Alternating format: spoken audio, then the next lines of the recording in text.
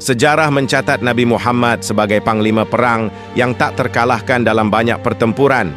Tapi, tidak di Perang Uhud. Perang ini adalah satu-satunya pertempuran yang membuat pasukan kaum muslimin terdesak dan Nabi Muhammad sendiri terluka. Mengapa ini bisa terjadi? Dan apa hikmah besar di balik kekalahan ini? Mari kita kembali ke tahun 3 Hijriah. Kita buka lembaran Uhud, pertempuran yang tak hanya mengguncang medan perang, tetapi juga menggugah hati umat Islam sampai hari ini. Setahun setelah kemenangan besar di Perang Badar, pasukan Quraisy ingin membalas dendam. Mereka mengumpulkan sekitar 3.000 pasukan lengkap dengan kavaleri dan persenjataan berat dipimpin oleh Abu Sufyan.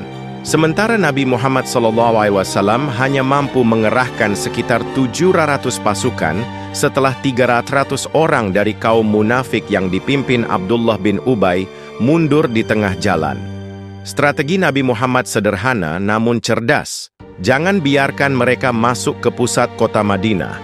Maka pasukan Muslim bergerak keluar dan memilih posisi strategis di kaki Gunung Uhud.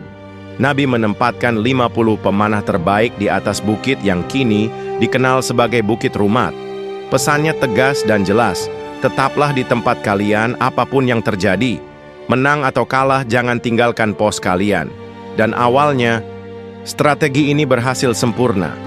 Kaum muslimin berhasil memukul mundur pasukan Quraisy. Tanda-tanda kemenangan sudah tampak di depan mata.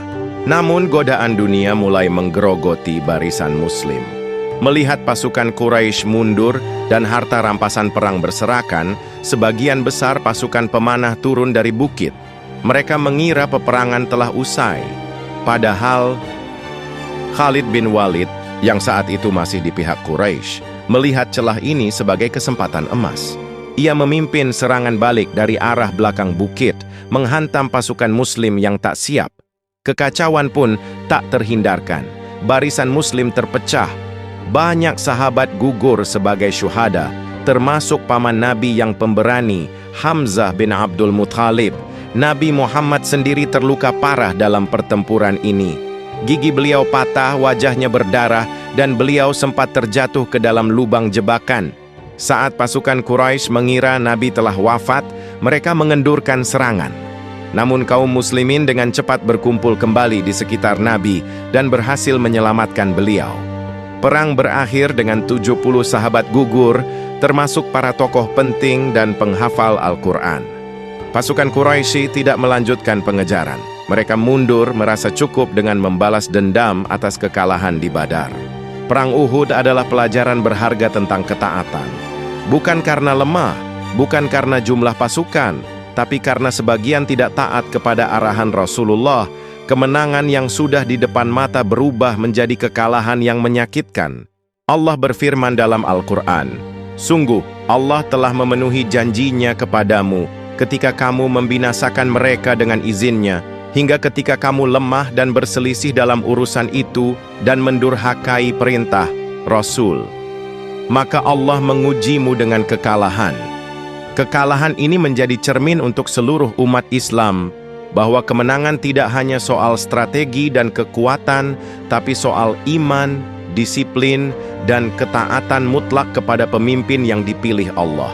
Dan justru dalam kekalahan itulah, umat Islam menjadi lebih kuat. Mereka belajar, mereka bersatu, dan mereka bangkit. Perang Uhud bukan akhir, tapi awal dari kedewasaan sebuah umat. Jika kita belajar dari sejarah ini, mungkin kita juga bisa bangkit dari kekalahan-kekalahan kita hari ini. Jangan biarkan godaan dunia membuat kita lupa siapa pemimpin kita dan kemana arah perjuangan kita. Terima kasih telah menyimak kisah ini. Jangan lupa like, share, dan subscribe untuk mendapatkan konten-konten inspiratif lainnya. Sampai jumpa di episode berikutnya.